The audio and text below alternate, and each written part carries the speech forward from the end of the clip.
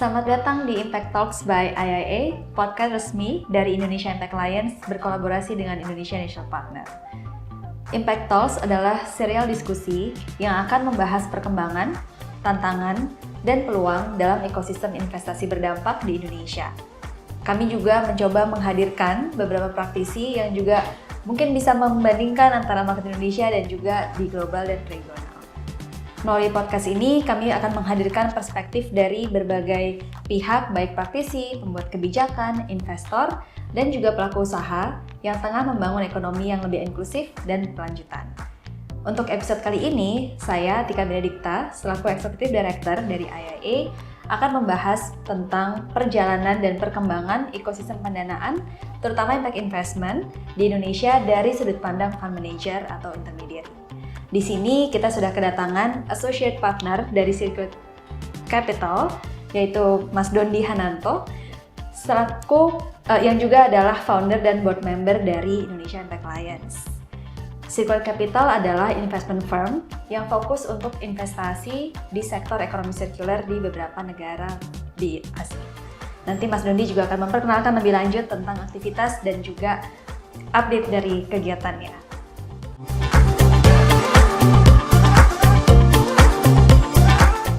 Selamat siang Mas Dondi, apa kabar? Selamat siang, baik, apa kabar? Terima kasih. Terima kasih sudah menghadir nih di podcast kali ini yang mungkin kita akan banyak menggali pengalaman dan juga refleksi Mas Dondi gitu ya setelah di industri dan konteks ekosistem impact investment. Ya. Apalagi Mas Dondi juga termasuk yang sudah cukup lama ya berjuang gitu di landscape ini. Nah, mungkin kita mulai ke awal dulu lah, perkenalan gitu dari sisi Mas Dondi.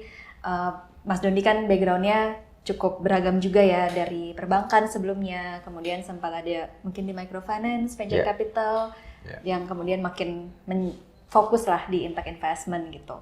Boleh Mas Dondi menjelaskan perjalanan karirnya Mas Dondi dan sekarang update-nya seperti apa? Oke, jadi emang karir cukup beragam, tapi sebenarnya selalu di dunia keuangan. Pertama-tama sebenarnya nyemplung ke dunia keuangan karena susah cari kerjaan setelah Krismon 98. Pertama-tama dapat kerjaan di bank, jadi akhirnya masuk ke perbankan. Dan di perbankan banyak menghandle urusan kredit, baik itu kredit personal ataupun UKM. Jadi akhirnya sangat tertarik dengan kredit produktif atau pembiayaan produktif. Makanya dari perbankan, terus di microfinance juga yang di bawah naungan bank juga. Lalu akhirnya pindah ke venture capital yang berorientasi impact. Lalu sekarang juga tetap di investment yang berorientasi impact. Jadi sebenarnya nggak jauh-jauh berubahnya, tetap di keuangan dan cuma beda instrumen dan cara kerjanya aja. Oke, berarti sekarang Mas Dondi di Circulate Capital mungkin boleh singkat jelaskan tuh fokusnya di mana, kemudian aktivitas portofolionya seperti apa? Ya, kalau Circulate Capital fokus investasinya di ekonomi sirkuler dan terutama di bidang persampahan dan daur ulang. Jadi semua perusahaan yang kita investasi itu hubungannya dengan pengelolaan sampah sampai ke daur ulang. Sebenarnya lebih banyak sekarang ke sisi daur ulangnya. Kalau untuk sekarang. Jadi beberapa portfolio kita yang di Indonesia, terutama yang baru-baru kita invest, itu memang kebanyakan adalah perusahaan daur ulang. Dan saat ini fokusnya hanya untuk daur ulang plastik, tapi kedepannya juga kita mulai melihat daur ulang material-material lain. Jadi itu kertas, metal, electronic waste yang akan semakin banyak. Baterai, nah itu akan menjadi fokus kita ke depan juga. Menarik, tapi headquarter-nya berarti di mana? Kalau berkedudukan secara resmi, legalnya berkedudukan di Singapura. Kita invest di negara-negara Asia, kebanyakan di Asia Selatan dan Asia Tenggara. Oke, mungkin sedikit lagi tentang konteks skala yang diinvest itu perusahaan yang seperti apa kalau sekarang? Dan perbedaannya dengan yang sebelumnya? Ya, kalau yang sekarang perusahaan yang kita invest biasanya mereka udah cukup besar dan sudah cukup berjalan. Jadi contohnya di 2 perusahaan daur ulang yang kemarin, mereka udah punya kapasitas yang lumayan, mereka mau memperbesar kapasitasnya, gitu. Jadi ya, intinya memperbesar kapasitas itu kebanyakan beli mesin, bangun pabrik baru, sehingga ini memang bukan perusahaan-perusahaan baru sih. Jadi kebanyakan mereka bahkan udah cukup lama, udah dijalankan oleh generasi kedua sekarang. Jadi ada yang udah 20 tahun lebih bahkan mereka. Secara skala investasi kita minimumnya di $3 juta sekarang. Minimum $3 juta. Oke. Nah, kalau tadi melihat perjalanan Mas Doni berarti sudah lebih dari 15 tahun di impact investment mungkin? Pasti berubah gitu ya dari dinamikanya dan trennya gitu. Mungkin Mas Doni melihat pergeseran apa sih atau shifting dari segi apapun lah yang Mas Doni observe tuh seperti apa nih? Mungkin 5 tahun terakhir atau bahkan 2 tahun terakhir dibandingkan sebelumnya. Oke. Kalau dibandingkan di awal sih yang pasti jumlah institusi pendanaan yang berinvestasi ke Indonesia semakin banyak. Apakah mereka punya perwakilan di Indonesia atau enggak, itu mungkin beda-beda, tapi yang pasti yang mulai menyasar ke Asia Tenggara, dan terutama kalau Asia Tenggara pasti melihat Indonesia, itu semakin banyak. Jenis instrumennya juga sudah jauh lebih beragam. Kalau dulu ngelihat balik ke 2010-2011, kebanyakan bentuk yang tersedia pendanaan mikro, jadi microfinance itu memang menjadi salah satu senjata yang paling ampuh lah gitu ya. Dan memang sebenarnya kalau di Indonesia sendiri kan market microfinance kita juga sebenarnya udah sangat berkembang. Ada BRI, banyak koperasi-koperasi yang besar dan lain-lain. Credit union itu sebenarnya sudah cukup banyak di Indonesia dari sejak lama, dari sejak 80-90-an. Mulai pertengahan 2010-an, dari 2014-2015, mulai ada investasi dengan struktur equity atau penyertaan modal. Itu baru mulai ada seiring dengan berkembangnya venture capital sih. Jadi kalau dulu benar-benar investor yang masuk invest dengan model equity itu hampir bilang nggak ada. Mulai ada venture capital dan venture capital biasanya menggunakan strategi equity, sehingga di sisi impact-nya juga mulai masuk di pertengahan 2010-an jadi 2015-an. Lalu semakin ke sini ya sebenarnya semakin menarik sih karena strateginya mulai berbeda-beda, fokus sektornya juga mulai berbeda-beda, sehingga sebenarnya sudah cukup beragam, tapi tentunya belum cukup lah kalau dilihat dari kebutuhan yang ada. Jadi seenggaknya udah lebih rame, tapi perlu lebih rame lagi kayaknya. Oke, tapi tadi berarti poinnya makin banyak nih institusi pendanaan yang masuk ke Indonesia karena mereka melihat Asia Tenggara gitu ya. Betul. Jadi sebenarnya Indonesia masih dianggap paling menarik kalau secara dari sisi financials pasti menarik karena jumlahnya negaranya besar, jumlah orangnya banyak, dan perkembangan ekonomi masih lumayan, ya kan? Walaupun mungkin sekarang di 5% mungkin udah sulit untuk sampai ke 7-8%, tapi itu masih cukup bagus lah perkembangannya. Ya kan? Jadi tentunya kalau dari sisi investment target, market-market seperti Indonesia pasti masih menarik karena size-nya besar dan berkembangnya juga masih cukup cepat. Tadi Mas Dondi kan mention banyak institusi pendanaan yang masuk dan beragam gitu ya. Apakah juga ada tren, misalnya apakah semakin tematik atau justru orang tuh biasanya melihatnya agnostik gitu? Itu strategi apa sih yang sekarang akhirnya banyak dilihat gitu dari intermediary ini? Iya, kelihatannya sih semakin tematik dan semakin spesifik ya, karena mungkin dulu di awal-awal karena masih mencari bentuk dan untuk melihat juga marketnya seperti apa, sehingga para investornya mendiversifikasi dengan cara invest nggak hanya di Indonesia tapi juga di negara-negara lain, tapi masih di beberapa sektor, karena mungkin juga untuk punya satu strategi yang fokus hanya di satu sektor mungkin waktu itu masih belum bisa karena marketnya belum terlalu develop.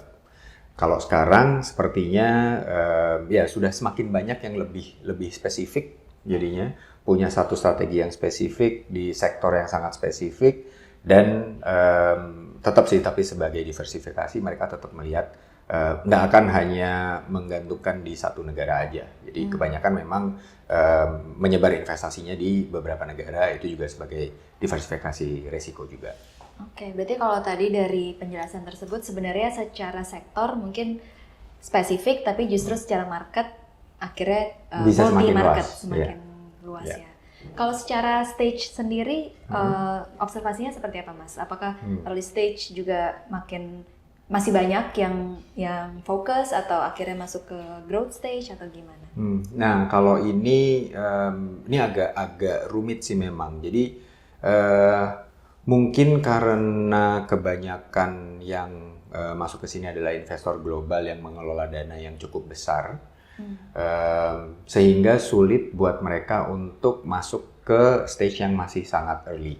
Karena biasanya early stage berarti investmentnya lebih kecil, ya kan? Jadi kalau mengelola dananya besar berarti butuh invest yang banyak sekali dan nggak punya kapasitas untuk memanage investment sebanyak itu. Sehingga pada akhirnya karena dana yang dikelola cukup besar, sehingga masuknya perlu investment yang size-nya lebih besar, sehingga kebanyakan mungkin ke company-company yang sudah lebih established. Oke. Tapi ada ini nggak sih, ada tren dari segi justru pendana lokal? Mas Dondi sendiri melihat nggak di dalam negeri nih? Ya. Seperti apa? Ya, sebenarnya kalau saya pribadi ngelihat opportunity-nya paling besar sebenarnya di situ ya, karena dana yang ada di Indonesia, dari pemilik dana di Indonesia sebenarnya kan juga besar. Dan yang paling ngerti market Indonesia itu adalah ya pemilik dana lokal sendiri gitu kan. Kenapa saya ada di posisi ini? Sebenarnya kan menjembatani investor global untuk lebih memahami konteks lokal gitu ya. Makanya kita di setiap negara pasti punya tim lokal untuk membantu kita lebih bisa paham.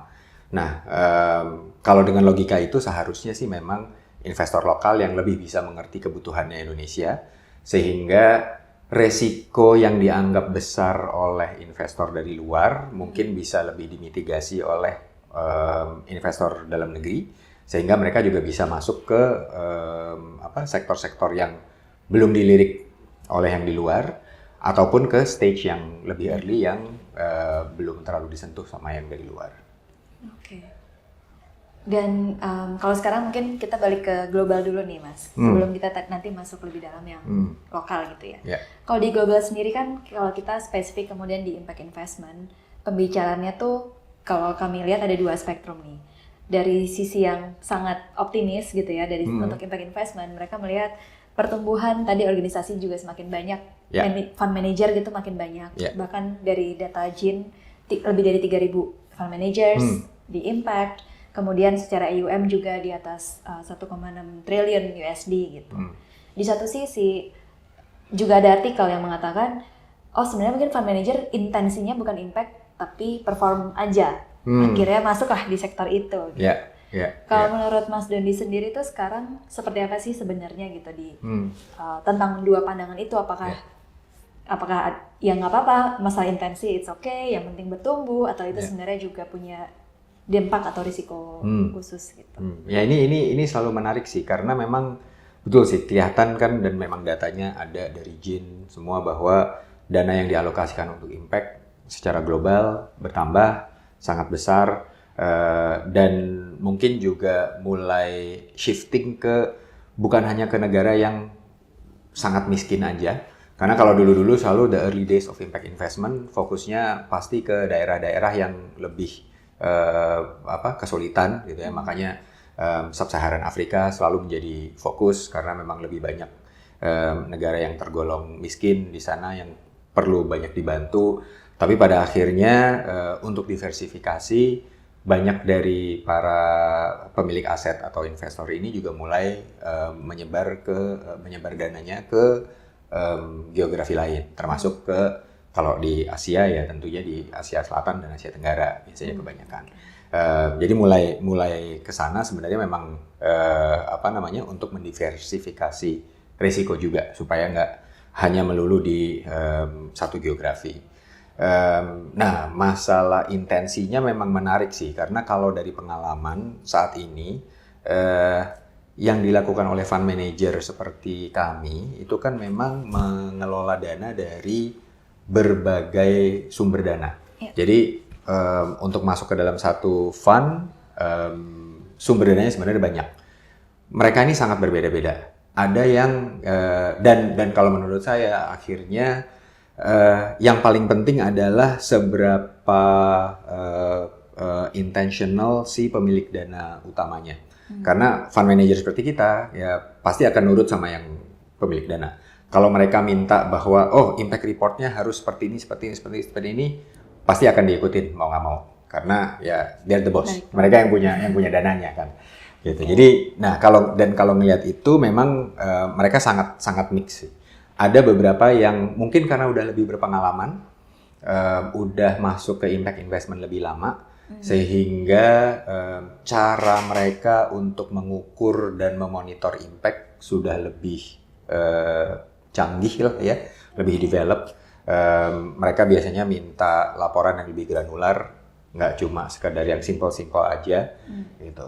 Tapi ada juga beberapa yang baru, mungkin mereka belum punya pengalaman banyak, belum punya standar yang terlalu tinggi, jadi mereka ikut-ikut aja. Nah, enaknya adalah karena mereka tercampur di dalam satu wadah, akhirnya laporan kita pasti ikut ke standar yang paling tinggi. Sehingga mereka yang baru-baru pun juga belajar biasanya. Jadi akhirnya sih kalau menurut saya kembali ke pemilik dananya, permintaan mereka seperti apa dan seberapa intentional mereka. Tapi biasanya kalau di impact, kalau di sebuah fund yang menggabungkan bermacam-macam pemilik dana, pada akhirnya pasti ada satu atau dua yang udah paling advance dan akhirnya standarnya akan ngikutin yang advance ini. Biasanya tuh mereka yang background-nya atau punya exposure yang seperti apa sih Mas? Tipe pemilik dana itu gitu. Apakah mungkin private versus public atau mungkin mereka juga punya background business atau families atau apa? Ya, menarik sih. Kalau di sini mungkin bisa dibagi ke dalam beberapa kategori ya. Satu yang pasti selalu menjadi sumber dana besar itu adalah development fund. Karena development fund ini biasanya dana utamanya datang dari dana milik negara. Jadi milik masing-masing negara maju biasanya punya development fund. Dan sebagai development fund biasanya mereka sudah punya standar apa yang mereka mau lakukan, apa yang mereka ukur gitu, mereka udah punya standar. Dulu mungkin mereka lebih banyak berinvestasi langsung ke dalam project-projectnya atau ke dalam company-nya, tapi memang yang mulai berkembang sejak 10 tahun lalu saya rasa mereka banyak berinvestasi melalui fund manager seperti kita. Sehingga nggak langsung ke project-nya, tapi mereka nitipin uang ke fund manager untuk dikelola. Nah, itu biasanya standarnya paling tinggi lah untuk mereka ini. Nah, terus yang kedua datangnya biasanya dari yayasan yang mulai berevolusi, sehingga mereka nggak sekedar hanya ngasih grant atau ngasih hibah, tapi mereka pengen dananya bergulir sehingga mereka membuat dana ini sebagai investment. Nah, kalau yang dari luar biasanya mereka ini memang yayasan-yayasan yang secara size besar gitu, sehingga mereka biasanya udah cukup mapan juga dan mereka udah cukup advance juga untuk bagaimana mengukur impact dan cara mengalokasinya. Yayasan ini ada yang memang yayasan yang berafiliasi sama keluarga high net worth. Jadi kalau udah ada keluarga high net worth, biasanya mereka punya dua kaki, yang satu yang yayasan, yang satu yang pure investment gitu. Tapi sekarang ini mulai menyatu di mereka juga. Jadi ini cukup menarik juga sih ngelihat ininya, karena investor kita ada yang bentuknya memang masih yayasan, tapi kita tahu dananya itu dana sebuah keluarga, atau ada yang memang dia udah dikelola oleh profesional sebagai family office, mereka udah mulai punya alokasi sendiri. Itu yang keluarga. Lalu ada juga yang ketiga yang ada beberapa investor di Circulate Capital yang jenisnya seperti ini adalah sebenarnya korporasi. Jadi kalau untuk circular capital mungkin karena sangat spesifik fokusnya adalah di circular economy dan circular economy material fokus kita kemarin banyak di plastik karena memang itu salah satu isu terbesar. Banyak pengguna plastik adalah perusahaan-perusahaan korporasi besar, terutama yang di bidang FMCG. Okay. Ya, jadi beberapa dari mereka memang invest juga di circular capital. Karena selain mereka mau mencapai sustainability target, mereka juga memang punya target untuk memakai lebih banyak lagi material daur ulang ke dalam produk mereka.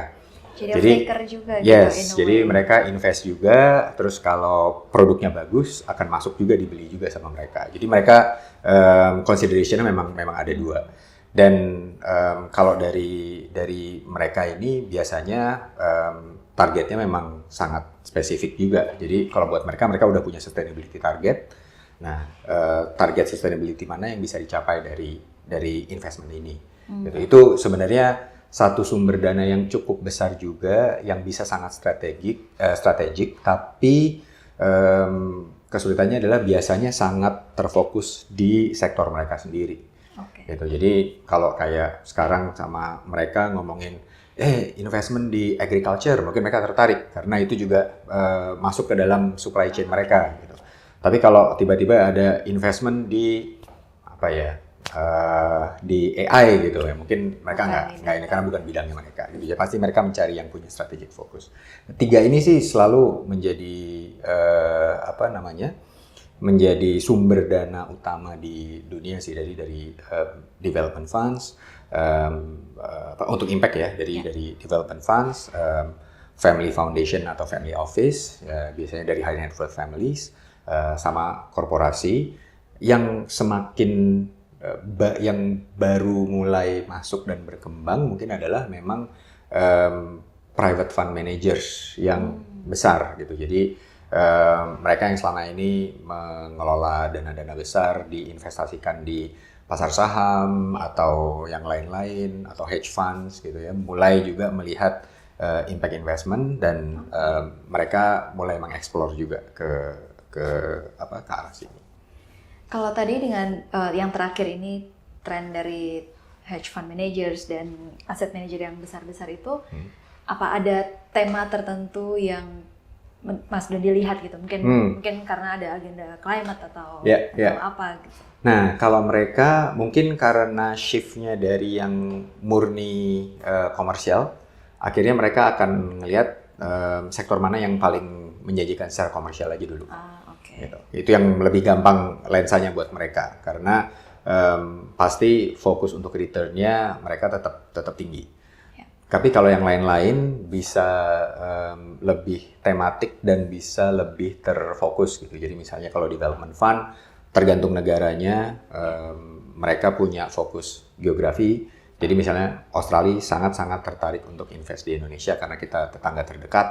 Gitu. Itu ada seperti itu. Kalau untuk yang family juga ada 2 family yang sekarang invest di kita, memang mereka sangat-sangat tertarik dengan isu marine pollution. Jadi sangat spesifik. Jadi bukan sekedar isu lingkungan besar, tapi benar-benar mereka marine pollution.